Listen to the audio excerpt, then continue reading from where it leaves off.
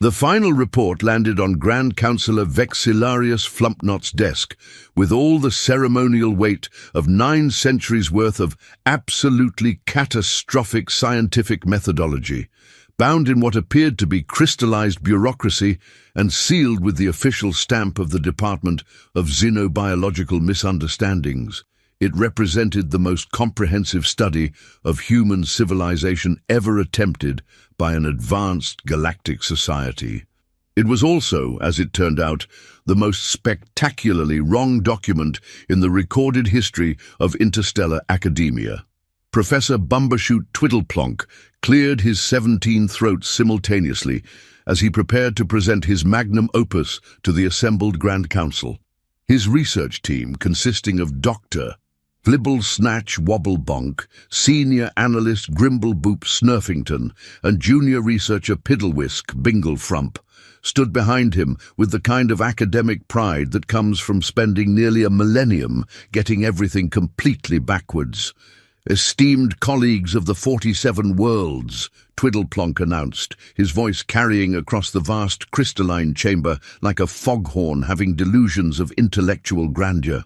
After 900 years of meticulous observation, exhaustive analysis, and peer-reviewed documentation, I present to you the definitive classification of species designation Terra Prime Alpha 7, colloquially known as humans. The assembled representatives leaned forward with anticipation. Delegates from the Centauri Academic Consortium, the Betelgeuse Institute of Higher Learning, and the prestigious University of Rigel Prime had all gathered to hear the conclusions about Earth's dominant life form. What they received instead was a masterwork of misinterpretation that would have made a comedy writer weep tears of pure joy. Dr. Wobblebonk stepped forward, clutching a data tablet the size of a small refrigerator. "Our research conclusively demonstrates that humans are a primitive tribal species whose entire social structure revolves around the ritualistic worship of small, furry, four-legged creatures they refer to as cats." A collective gasp echoed through the chamber. In the diplomatic section, Ambassador Quizzlebottom from the Andromeda Trade Federation nearly choked on his photosynthetic supplements. "Furthermore," continued Professor Twiddleplonk, adjusting his collection of ceremonial viewing apparatus, "humans engage in daily combat rituals, where they gather in massive underground caverns to battle metal beasts on wheels while consuming liquid stimulants. They call this sacred practice commuting." Senior Analyst Snurfington consulted his notes, which appeared to be written on what looked like processed tree matter. "If I may add, Professor, our surveillance indicates that humans spend approximately 42% of their existence staring into rectangular light sources, presumably receiving divine visions from their cat overlords through a complex system of moving pictures and mystical algorithms." The audience buzzed with a mixture of fascination and horror. How had such an advanced research team gotten everything so fundamentally wrong? The answer, as would soon become painfully apparent, lay in their research methodology.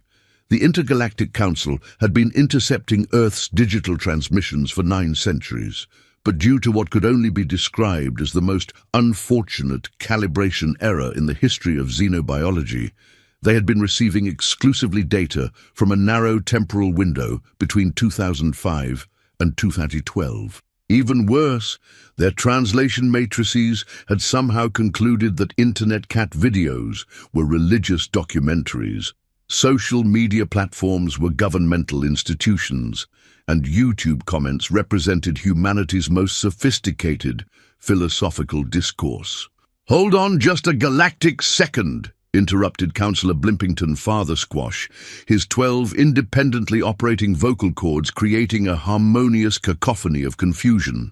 "Are you seriously telling this assembly that we've based our understanding of an entire planetary civilization on what exactly?" Professor Twiddleplonk shuffled through his research materials nervously, producing what appeared to be printouts from something called BuzzFeed. "Well, primarily we utilized comprehensive databases including Which Harry Potter House Are You?, Farmville, and extensive documentation from a theological institution called World of Warcraft. And we have detailed analyses of their mating rituals from a scholarly journal entitled Top 10 Celebrity Breakups That Broke Our Hearts. The silence that followed was so profound that you could have heard a quantum particle having an identity crisis. It was at this precise moment that junior researcher Piddlewisk Binglefrump, fresh from the Academy of Theoretical Xenobiology and still young enough to possess the dangerous quality of common sense, raised a tentative appendage. Professors, forgive my inexperience, but shouldn't we perhaps attempt direct communication with the subjects before classifying them as a potential threat to galactic stability? The suggestion was so radically obvious, so fundamentally reasonable, that it caused 3 senior researchers to experience simultaneous academic seizures and prompted one elderly counselor to molt prematurely. Direct contact with research subjects, unthinkable, but Binglefrump had planted a seed of doubt that would grow into a mighty tree of embarrassing realization. What if they were wrong? What if humans weren't actually cat-worshipping cave-dwellers who communicated exclusively through emoji hieroglyphics and rage-quit tantrums? Against all established protocol, academic tradition, and basic common sense, the Council voted to initiate first contact. The preparation phase was, to employ a technical term, an unmitigated disaster of epic proportions. Based on their exhaustive research, the contact team prepared culturally appropriate gifts including premium cat food, energy drinks in flavors called Mountain Dew Code Red, and what they believed to be sacred human artifacts, something called crocs, and devices known as fidget spinners. They practiced their greeting protocols in what they had determined was the universal human language, which turned out to be a bewildering combination of leet-speak, auto-tuned vocalizations, and what appeared to be the battle cries of various online gaming communities. Ambassador Higgledy-Piggledy Pomplebottom, selected for his expertise in primitive cultures after his successful negotiations with the bureaucratic Vogons, was chosen to lead the historic First Contact mission. He spent weeks mastering human customs, which according to their database included ritualistic activities called planking, flash mobbing, and something called rickrolling that they believed was a form of psychological warfare. When their vessel finally descended through Earth's atmospheric layers, they chose what their research indicated was humanity's most sacred location, a place called Times Square in a settlement known as New York City. According to their analysis, this was where humans congregated to worship their electronic deities and engage in primitive capitalistic rituals while consuming overpriced sustenance. The landing did not proceed according to their carefully laid plans. For starters, the ship's arrival triggered every car alarm within a 12-block radius, creating an auditory assault that sounded like a symphony of mechanical banshees having a collective nervous breakdown. The humans, instead of prostrating themselves in worship as the research predicted, mostly just extracted small, rectangular devices and began recording the proceedings with the casual indifference of beings who had clearly seen stranger things during their morning commute. Ambassador Pomplebottom emerged from the vessel wearing what his cultural advisors assured him was traditional human formal attire, a sequined tracksuit, sandals with socks, and a baseball cap positioned at what they believed was the ceremonially significant angle of 45 degrees. He had rehearsed his greeting speech for months. "Salutations, fellow humans!" he bellowed through his universal translation device, which unfortunately had been programmed using YouTube comment sections and made him sound like he was simultaneously shouting and asking a question while gargling mouthwash. "We approach in peaceful intentions and bearing gifts of, he consulted his ceremonial notes. "Hot pockets and energy beverages. Please accept these offerings and direct us to your supreme leader, the great influencer who commands the algorithm." The assembled crowd of humans stared at him with the kind of bewildered fascination typically reserved for watching someone try to eat soup with a fork. A voice from the back called out, "Is this performance art?" This was decidedly not proceeding according to protocol. Dr. Flibblesnatch Wobblebonk emerged from the ship carrying what appeared to be a ceremonial vessel filled with an assortment of Skittles, energy drinks, and what the research team believed were sacred communication totems known as smartphones. We understand that your species communicates primarily through interpretive movement patterns and the ritualistic sharing of images depicting small mammals in amusing situations. We have prepared extensive documentation. What followed could only be described as the most magnificently awkward first contact in the recorded annals of interstellar diplomacy. The aliens attempted to demonstrate their cultural understanding through what appeared to be interpretive dance moves that looked like a combination of the Macarena, someone experiencing severe gastric distress, and a malfunctioning robot attempting to perform ballet. They displayed holographic images of what they believed represented Earth's most revered creatures: keyboard cats, dancing hamsters, and something called Grumpy Cat, which they had classified as a deceased religious figure. The humans, meanwhile, were having the entertainment experience of their lives. This was infinitely better than any street performance they had ever witnessed. Someone initiated a live broadcast, and within minutes, hashtags like Jacques Alien Dance Party and Jacques First Contact Fail were trending across every social media platform on the planet. Detective Rosa Martinez of the NYPD, assigned to crowd control duties, finally stepped forward. She was a 28-year veteran who had witnessed everything from flash mobs to people claiming to be time travelers from the future selling lottery tickets. This situation, however, represented uncharted territory, even for her extensive experience with urban oddities. "Excuse me," she said, speaking slowly and clearly as if addressing someone with a severe head injury. "Are you genuinely extraterrestrial beings?" Ambassador Pumplebottom practically vibrated with excitement, his universal translator making him sound like an overly caffeinated chipmunk. "Affirmative, human female entity. We are official representatives of the Intergalactic Council of Advanced Civilizations. We have conducted extensive studies of your species for 900 of your planetary rotations. We possess comprehensive knowledge of your sacred rituals, including twerking, dabbing, and the worship of the almighty bacon." Rosa blinked slowly, the way one does when reality decides to take an unexpected vacation. What exactly?" And thus began the terrible, wonderful truth's emergence from the depths of academic incompetence.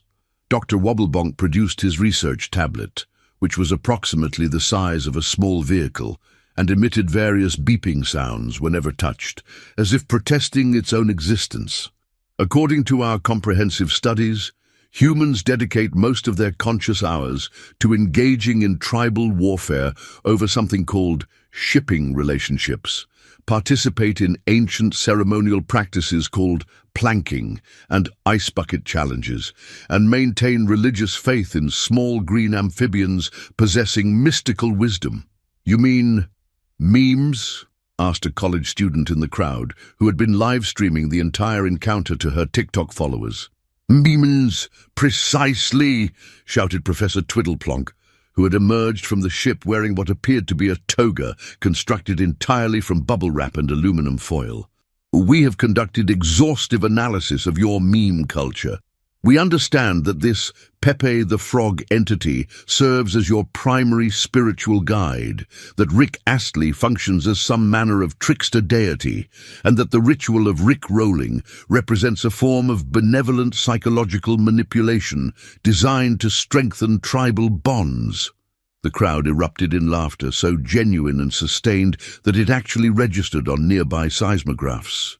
Rosa rubbed her temples, feeling the onset of a headache that would require prescription-strength medication and possibly early retirement. "Let me attempt to understand this situation. she said, with the patience of someone who had spent decades dealing with the inexplicable. "You've been studying our species for 9 centuries, and your conclusion is that we worship internet memes." "Exactly!" the aliens chorused in perfect unison, clearly delighted that someone was finally grasping the profound insights of their research. Junior researcher Binglefrump, who had been observing from the ship's entrance with growing concern, was beginning to suspect that something was catastrophically wrong with their entire research framework. The humans weren't behaving like primitive cat-worshipping warriors. They weren't demanding tribute in the form of energy drinks. Nobody had mentioned bacon even once, despite it allegedly being central to their religious beliefs. If I may interject," he ventured, approaching Detective Martinez with his universal translator calibrated to maximum politeness, "I'm beginning to suspect we may have encountered some significant errors in our research methodology. Could you perhaps illuminate what humans actually engage in during their typical daily existence?" Rosa looked at the nervous young alien with something approaching maternal sympathy. "Well, mostly we work jobs that we tolerate at best. Worry about financial obligations, attempt to maintain meaningful relationships, consume entertainment content, engage in political discussions of varying civility, and try to figure out what we're supposed to be doing with our lives." The alien research team exchanged confused glances that somehow managed to be visible despite their radically different facial structures. This description bore absolutely no resemblance to their accumulated data. "But what about the great tribal conflicts of Facebook?" inquired Dr. Wobblebonk with genuine bewilderment. "Oh, you mean arguing with relatives about politics? Yeah, we do that. And the ritualistic consumption of pumpkin-flavored beverages during the autumnal season? Pumpkin spice lattes. Some people enjoy them, sure. The sacred choreography of the single ladies? That's just a Beyoncé song."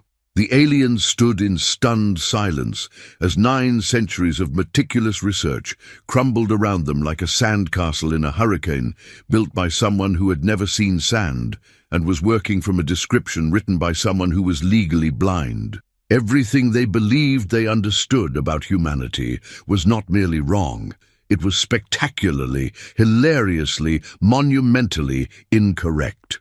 Junior researcher Binglefrump was frantically documenting this revelation.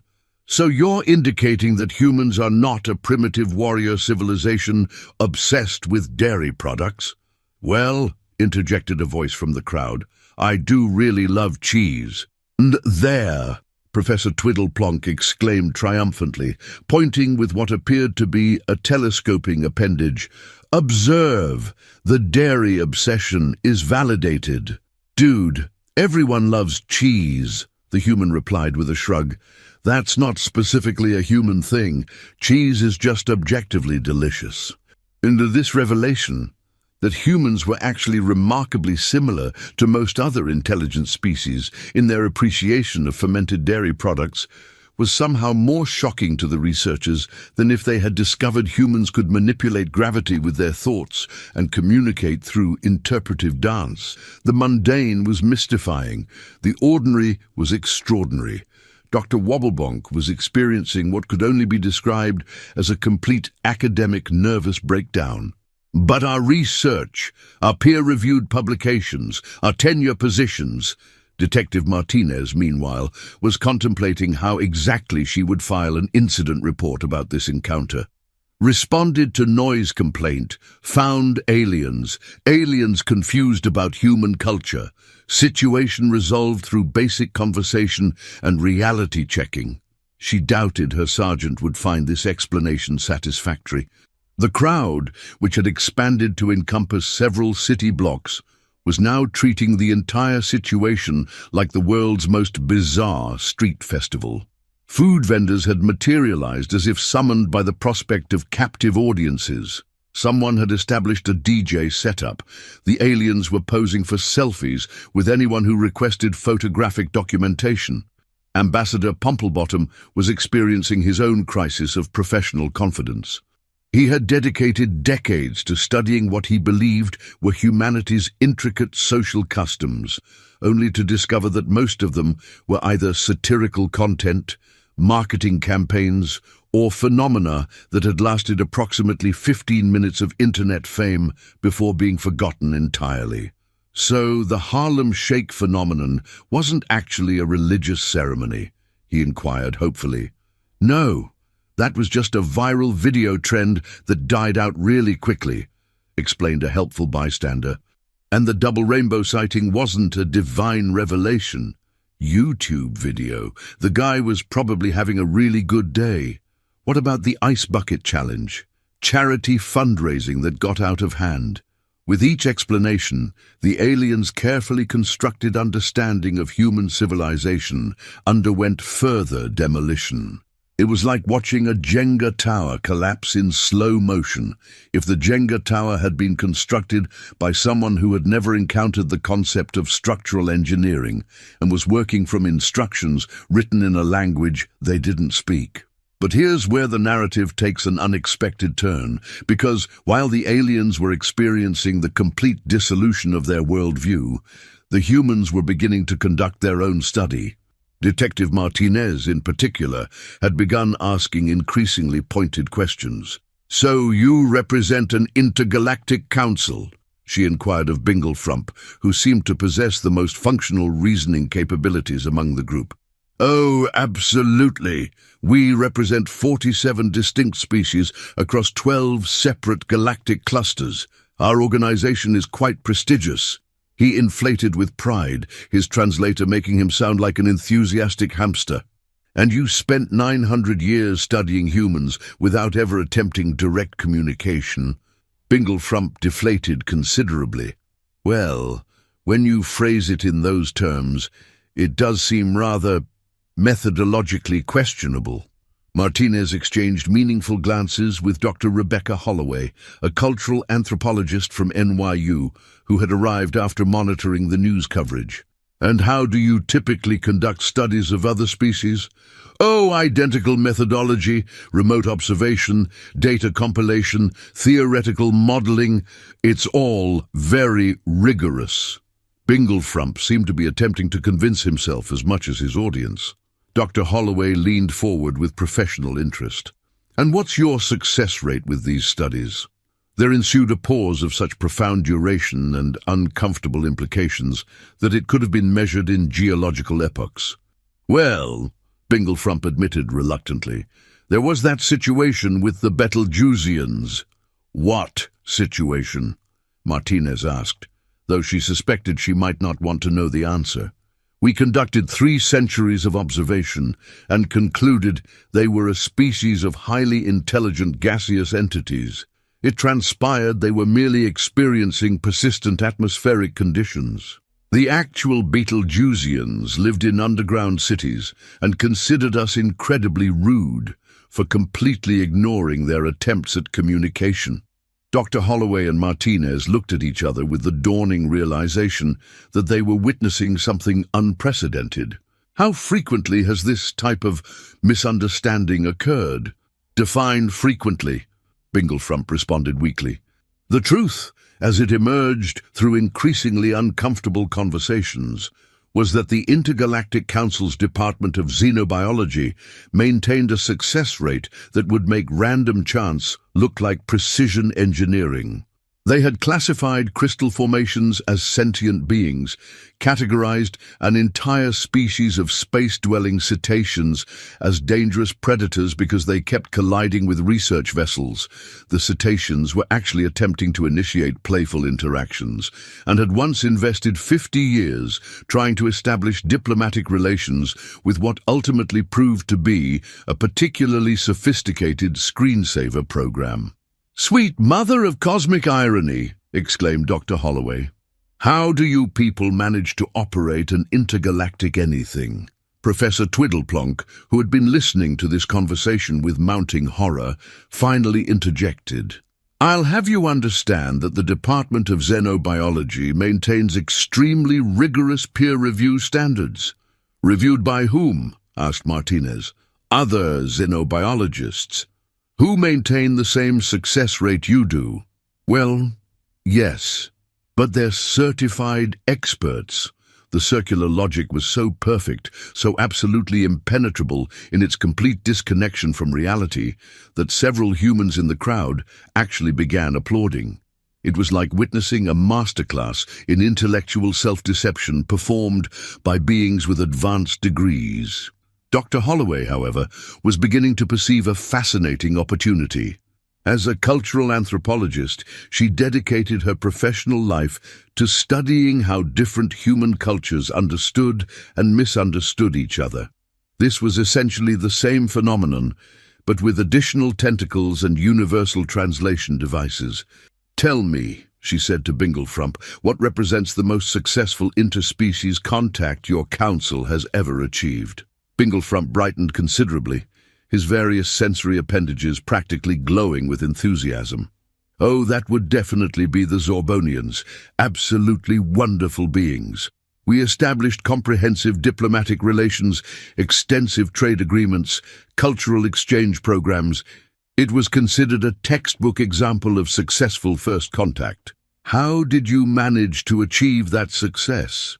"Well, we dispatched Ambassador Flibbergibbet to their homeworld, and he immediately became completely lost in their capital city. He wandered around for 3 days in a state of total confusion until a local merchant took pity on him and invited him to share a meal. As it turned out, becoming lost and requiring assistance is considered the highest possible honor in Zorbonian culture. They interpreted our confusion as an incredibly respectful demonstration of humility and vulnerability.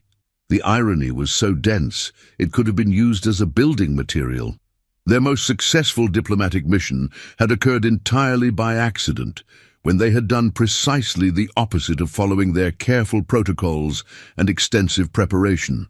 Martinez was beginning to understand something profound. "So your most successful diplomatic achievement happened when you abandoned all your research and just acted like confused tourists?" Yes, that's exactly what occurred. The implications were staggering. The Intergalactic Council's greatest triumph had resulted from embracing ignorance and confusion rather than pretending to possess expertise they demonstrably lacked. Dr. Holloway was practically vibrating with academic excitement. "This is absolutely fascinating. You've created an entire bureaucratic system based on the assumption that understanding other cultures is achievable through remote observation, when in reality, successful communication requires acknowledging that you don't understand and need help." Ambassador Pomplebottom appeared to be experiencing an existential crisis of cosmic proportions. "But if we don't understand anything about anyone, how do we formulate policies? How do we make administrative decisions? How do we maintain cosmic order?" "Maybe," suggested a philosophy professor who had joined the growing crowd, "the objective isn't to understand everything completely. Maybe the goal is to remain curious and continue asking questions." This concept was so radically foreign to beings who had spent millennia attempting to categorize and classify every aspect of the known universe that it caused several researchers to experience what could only be described as academic vertigo. The idea that confusion might be more valuable than certainty was like suggesting that gravity worked upward and mathematics was actually a type of interpretive dance. But there was something profoundly liberating about this revelation. If they didn't need to be experts on everything, if they could admit ignorance without losing professional credibility, then perhaps they could actually learn something genuine and meaningful. Binglefrump was the first to embrace this revolutionary philosophy. "So if I understand correctly, the secret to successful interspecies relations is admitting that we have absolutely no idea what we're doing and asking for guidance." "Pretty much, yeah," said Martinez with a grin that somehow managed to be both amused and sympathetic. "But that's terrible. We're supposed to be advanced. We're supposed to possess comprehensive knowledge." "According to whom?" asked Dr. Holloway. There followed another of those pregnant pauses that indicated someone's entire worldview was undergoing fundamental reconstruction. I actually don't know, Bingle Frump admitted, and with that simple admission, something shifted dramatically. Not just for Bingle Frump, but for the entire assembled group of aliens and humans. They were all just conscious beings, attempting to figure things out, making mistakes, experiencing confusion, and muddling through existence as best they could manage. The crowd had expanded to fill several city blocks by this point. News vehicles, food vendors, street performers, and curious onlookers had transformed Times Square into an impromptu festival celebrating interspecies confusion. Entrepreneurial individuals had begun selling merchandise with slogans like, "I survived first contact and all I got." Was this lousy re-examination of my fundamental assumptions about the nature of understanding, and my parents were abducted by aliens and all they brought back were questions, but the most significant revelation was yet to come. Dr.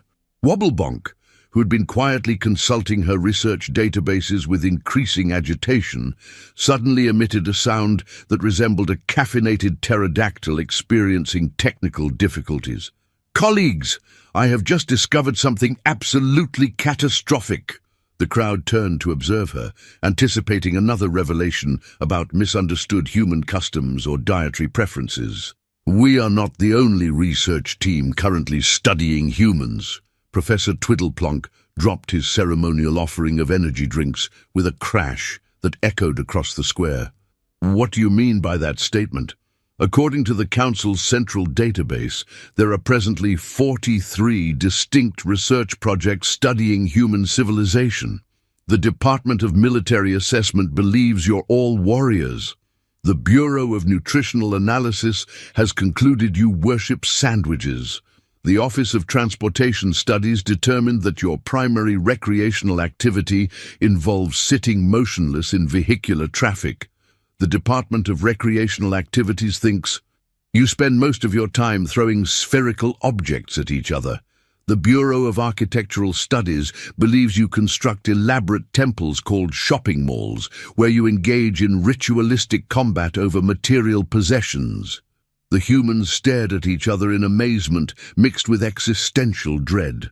43 different alien organizations had been studying them simultaneously, and they had all arrived at completely different and equally incorrect conclusions. "Wait," said Dr. Holloway, "are you telling me that somewhere in space right now there's an alien researcher composing a dissertation about how humans worship traffic jams?" "Most definitely," squeaked Bingle Frump, who was now experiencing what appeared to be a panic attack of galactic proportions. The absurdity was overwhelming. Dozens of highly advanced alien civilizations, each possessing centuries of research and analysis capabilities, had created dozens of completely incorrect theories about human behavior and society.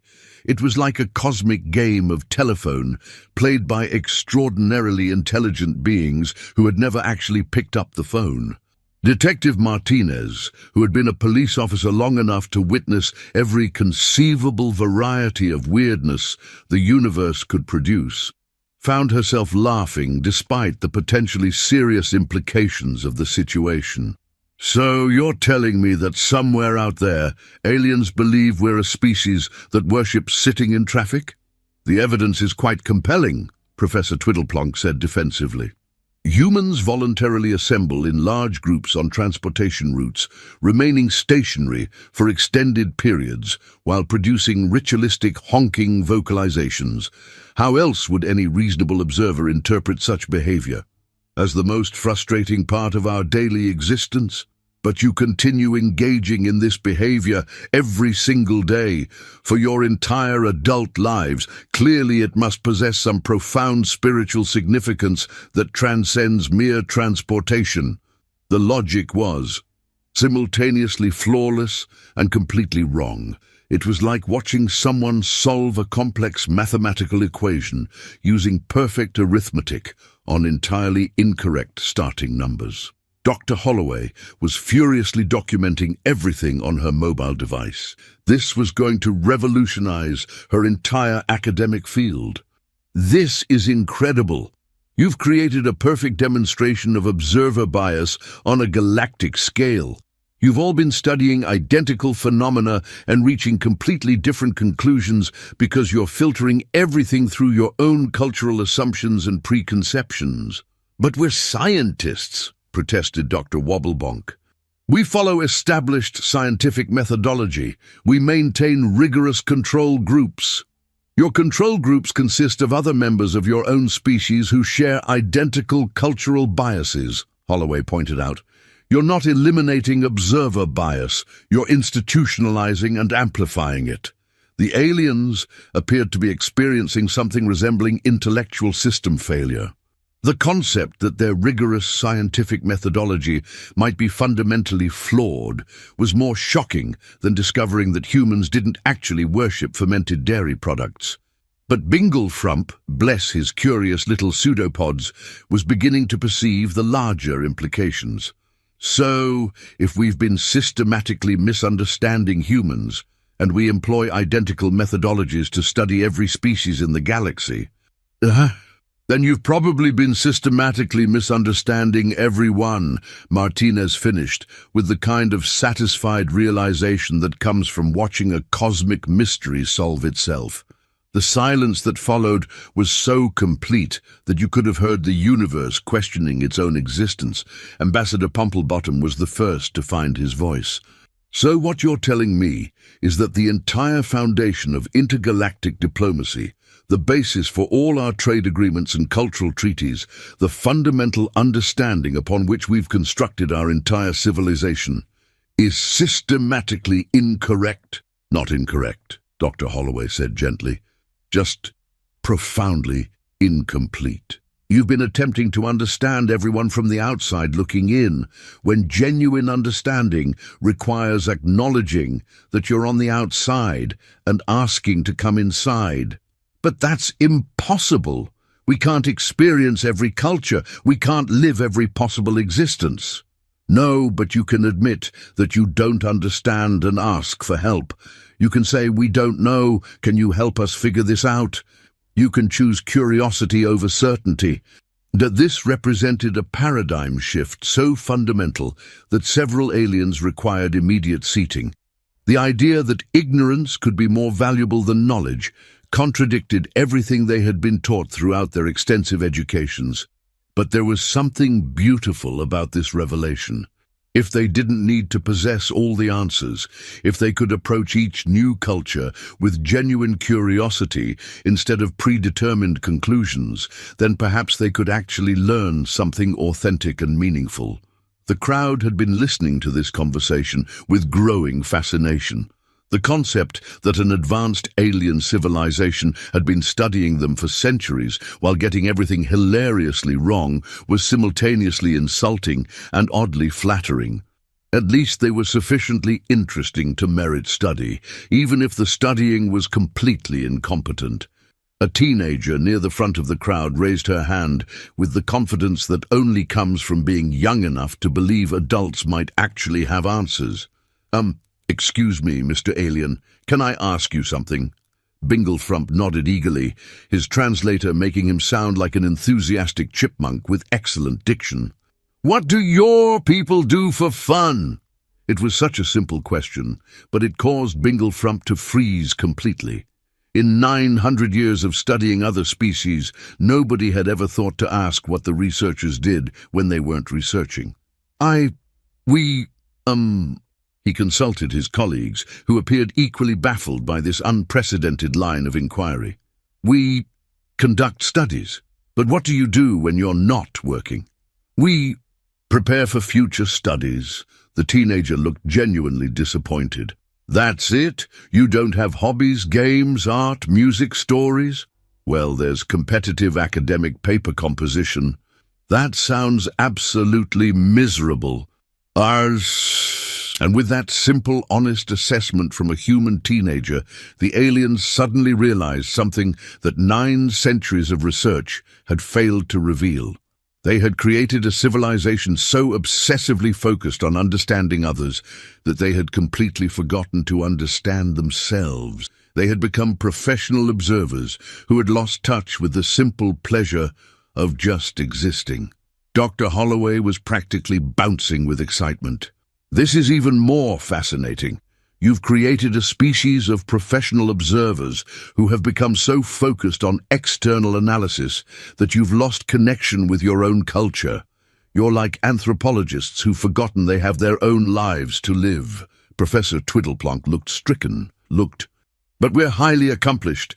We possess advanced degrees, we publish extensively, we attend conferences. When was the last time you did something purely because it brought you joy? Asked the teenager. The question hung in the air like a cosmic indictment. The aliens looked at each other, their various sensory organs blinking and quivering as they attempted to access memories that apparently didn't exist. "Define joy," said Ambassador Pomplebottom, with genuine uncertainty. And that's when the humans realized that they were the ones who needed to conduct some studying. These aliens, for all their advanced technology and centuries of academic research, had somehow created a civilization entirely devoid of joy, play, spontaneity, or the simple pleasure of doing things for no reason other than because they wanted to. "All right, that's enough," announced Detective Martinez, with the authority of someone who had spent 3 decades dealing with people who had lost their way. "School is now in session. You want to learn about humans, then you're going to learn about having fun." What followed was perhaps the strangest cultural exchange in the recorded history of interspecies relations. Humans began teaching aliens how to play. Not the ritualistic ceremonial activities the aliens had imagined based on their research, but genuine play. Silly, pointless, joyful, completely unnecessary play. Someone taught Binglefrump how to operate a yo-yo. He was spectacularly terrible at it, but his delighted laughter, when he finally managed to make it go up and down exactly once, was so infectious that it caused a chain reaction of spontaneous happiness throughout the crowd. Dr. Wobblebonk learned the art of taking selfies and became absolutely obsessed with finding the perfect angle to showcase her eye stalks. Professor Twiddleplonk discovered bubble wrap and spent the next 30 minutes popping it with the focused intensity of a Zen master achieving enlightenment through the destruction of small, plastic air pockets. The aliens were experiencing something they had studied extensively in other species, but never personally understood: the simple, inexplicable joy of doing something for absolutely no reason other than because it felt good to do it. But the real revelation came when the humans started asking the aliens about their own cultures, their own lives, their own dreams and fears and hopes. Not their research, not their jobs, not their academic achievements, but their actual existence as conscious beings trying to figure out what it meant to be alive in an incomprehensible universe. It turned out that Binglefrump had always harbored secret dreams of becoming a poet, but had been discouraged because it wasn't considered practical or scientifically valuable. Dr. Wobblebonk had been secretly writing what could only be described as alien romance novels, featuring tentacled beings finding love across the vast distances of space. Ambassador Pomplebottom maintained a private collection of what appeared to be cosmic snow globes from every planet he had ever visited, each one containing a small piece of somewhere else that he found beautiful for reasons he couldn't explain and had never been encouraged to explore. They were just people, or whatever the universal equivalent of people might be, trying to figure things out, same as everyone else in the universe. As the impromptu street festival continued well into the evening, something wonderful and completely unexpected was happening. The artificial barriers between species, between observers and observed, between experts and subjects, were dissolving like sugar in rain. Everyone was just talking, sharing stories, learning from each other without trying to categorize or classify or understand completely. Dr. Holloway was interviewing aliens about their personal lives while they interviewed her about hers. Martinez was sharing police stories while learning about alien law enforcement techniques. The teenager who had asked about fun was teaching a group of junior researchers how to create friendship bracelets using colorful strings and patterns that somehow managed to transcend species barriers. And slowly, gradually, a completely new kind of understanding was emerging. Not the false certainty of academic analysis or the rigid classifications of scientific methodology, but the genuine connection that comes from recognizing shared confusion, shared curiosity, shared bewilderment at the magnificent absurdity of existence itself. But perhaps the most important moment in this entire cosmic comedy of errors came when Binglefrump approached Dr. Holloway with a question that would fundamentally change everything that followed. "Dr. Holloway," he said, his translator calibrated to maximum politeness and minimum squeaking, "would you be willing to accompany us to the council to help us figure out how to conduct this correctly?" Holloway looked around at the incredible scene unfolding in Times Square. Aliens and humans laughing together, sharing stories across the vast chasms of evolution and space and time, playing games that made no sense but somehow made perfect sense, creating connections that no amount of research could have predicted or explained. "You know what?" she said with a grin that could have powered a small space station. "I think you're already doing it correctly. You just didn't realize it. Because that's the fundamental truth about understanding.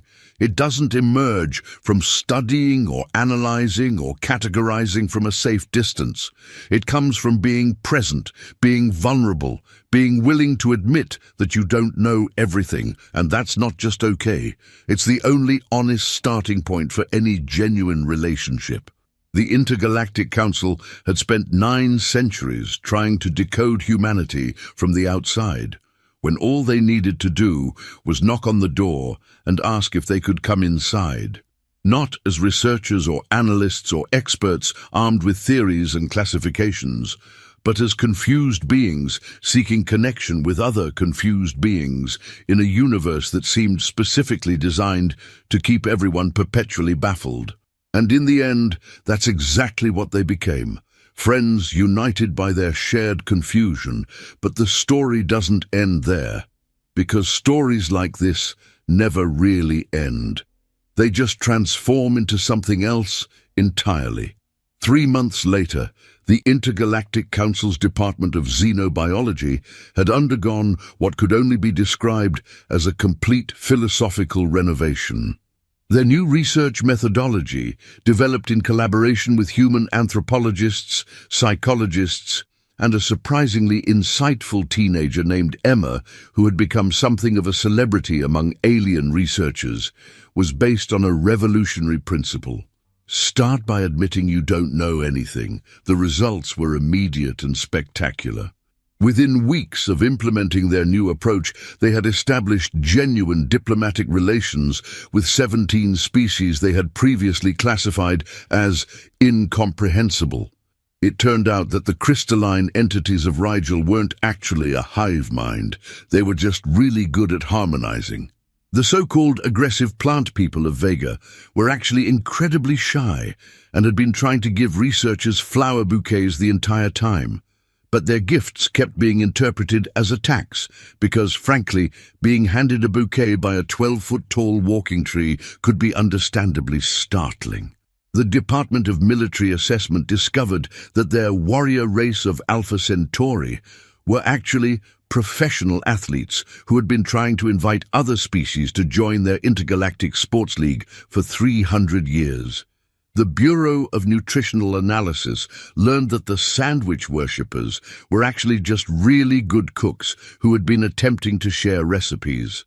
It was, as Professor Twiddleplonk admitted during his TED Talk, yes, he gave a TED Talk, and yes, it went viral across 47 different worlds, the most embarrassing and simultaneously liberating experience in the history of xenobiology. But perhaps the most significant change came in the aliens themselves. Binglefrump had indeed become a poet, and his first collection, Confused Observations from a Small Being in a Large Universe, became a bestseller across multiple galaxies. Dr. Wobblebonk's romance novels, featuring characters from different species finding love through mutual incomprehension, had spawned an entire genre of interspecies romantic comedy. Ambassador Pomplebottom had opened a museum of cosmic snow globes that had become one of the most popular tourist destinations in the Council's territory. They had discovered something profound. When you stop trying to be an expert on everything, you become free to be curious about anything. Detective Martinez, meanwhile, had been promoted to Chief of Interspecies Relations for the NYPD, a position that had been created specifically for her after it became clear that alien visitors to Earth had increased by approximately 3,000%. Apparently, once word got out that humans were actually interesting to talk to, instead of just observe from a distance, Earth had become something of a tourist destination. Dr. Holloway had been appointed as the first human cultural liaison to the Intergalactic Council, a job that primarily involved helping alien researchers understand that just because humans did something didn't mean it had deep cultural significance. Sometimes people just did things because they felt like it, and that was perfectly valid. Emma, the teenager who had asked about fun, had become the youngest being ever appointed to the Council's advisory board on interspecies understanding. Her primary qualification was her ability to ask questions that made everyone realize they didn't know what they thought they knew. But the real transformation was happening throughout the galaxy itself. The Council's new approach to interspecies relations, based on curiosity rather than certainty, questions rather than conclusions, humility rather than expertise, was spreading like a cosmic virus of common sense. Species that had been isolated for millennia were suddenly discovering that they weren't alone in their confusion about existence. Civilizations that had considered themselves uniquely weird were finding out that everyone was uniquely weird in their own special ways. The universe, it turned out, was far stranger and more wonderful than anyone had ever imagined, and the strangest, most wonderful thing about it was that nobody really understood anybody else completely. And somehow, that was absolutely perfect. The Galactic Network News reported record levels of interspecies communication, cooperation, and what could only be described as cosmic friendship. Trade between worlds increased, not because of carefully negotiated treaties based on strategic analysis, but because beings were genuinely curious about what their neighbors were up to and wanted to share cool stuff they had made. Art became the universal language. Music transcended species barriers.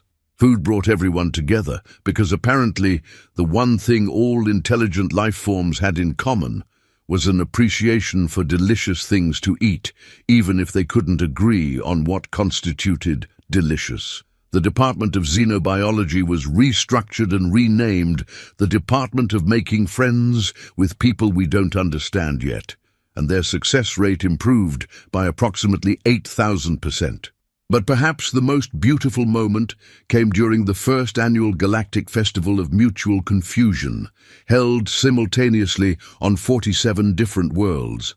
Representatives from hundreds of species gathered not to demonstrate their knowledge or expertise, but to share their questions, their wonderings, their beautiful bewilderment at the magnificent mystery of existence. Binglefrump, now serving as the festival's coordinator, stood before the assembled beings and delivered what would become known as the most important speech in interspecies relations. "Friends," he said, his translator carrying his words across the cosmic distances to every world in the Confederation, "we have spent millennia trying to understand each other, and we have learned something profound. We don't understand each other. We probably never will, not completely. And that's not a failure. That's the beginning of every genuine friendship. The applause that followed was so enthusiastic that it registered on gravitational wave detectors throughout the galaxy. "We have discovered," he continued, "that the universe is not a puzzle to be solved, but a conversation to be joined. We are not problems to be analyzed, but stories to be shared. We are not data points to be classified, but friends to be made." And in that moment, something shifted in the cosmic conversation. The universe became a little less lonely, a little more connected, a little more willing to embrace the beautiful absurdity of conscious beings trying to figure out what consciousness even meant. The humans, watching from Earth as their planet became a hub of interspecies friendship and cultural exchange, couldn't help but laugh at the cosmic irony of it all. They had been studied for 9 centuries by beings who had gotten everything wrong, and in the process of correcting those misunderstandings, they had accidentally helped create the most successful period of interspecies cooperation in galactic history. Dr. Holloway, during her first address to the Galactic Assembly, summed it up perfectly. Turns out, the secret to understanding each other isn't understanding each other at all. It's being okay with not understanding each other and choosing to be friends anyway. The address was broadcast live across the galaxy and became the most watched speech in recorded history, surpassing even the famous "Why We Should All Stop Trying to Conquer Each Other and Start Sharing Recipes" address by the former warrior emperor of the Vegan star system.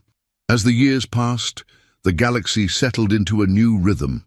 Species continued to be baffled by each other, but now they celebrated that bafflement instead of trying to eliminate it. The Department of Making Friends with People We Don't Understand Yet published regular reports with titles like "Still Confused About the Crystalline Entities, but They Make Great Music," and "The Plant People Are Definitely Trying to Feed Us. We Just Can't Figure Out How to Eat Sunlight." And every year, on the anniversary of first contact in Times Square, beings from across the galaxy would gather to celebrate the festival of getting everything wrong and learning to be okay with it. There would be interpretive dance, still terrible, alien cuisine getting better, and speeches about the beauty of mutual incomprehension.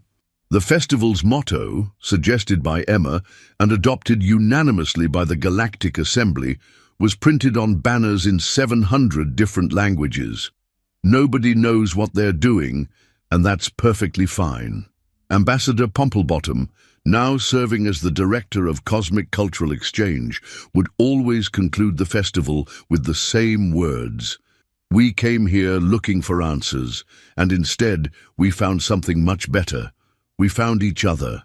And every year, the universe would pause for just a moment to appreciate the beautiful impossibility of conscious beings scattered across infinite distances, speaking different languages, living in radically different environments, possessing completely different biology, and somehow managing to be friends anyway. The Intergalactic Council's original report on humanity was eventually published as a historical document titled "How to Study a Species for 9 Centuries and Learn Absolutely Nothing, a Comprehensive Guide to Academic Overconfidence."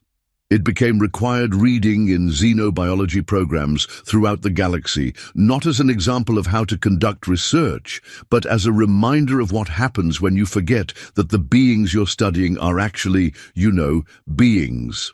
Professor Twiddleplonk, now Professor Emeritus of Asking Better Questions, would often tell his students, "The day we stopped trying to understand humans was the day we finally started understanding what understanding actually means." And in the end, that was the most important discovery of all. Understanding isn't about knowing everything about someone else. It's about knowing that you don't know everything and being curious and kind anyway. The universe had become a more interesting place, not because anyone had figured it out, but because everyone had stopped pretending they had it figured out. And somewhere in Times Square, there's still a small plaque that reads, "On this spot, The galaxy learned that the best research methodology is admitting you have no idea what you're doing and asking if anyone wants to be friends. It's been voted the most accurate historical marker in human history, which, considering humanity's relationship with accuracy, is probably the highest compliment they could give. The cosmos, it turns out, has a sense of humor. And sometimes, if you listen very carefully on quiet nights, when the universe feels particularly pleased with itself, you can hear it laughing at the beautiful absurdity of beings who spent 900 years studying each other and discovered that the most important thing they could learn was how to stop studying and start living.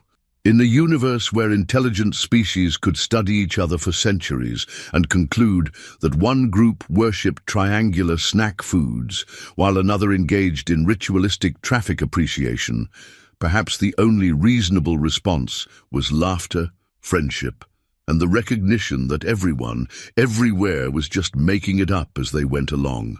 And that, surprisingly, was exactly as it should be.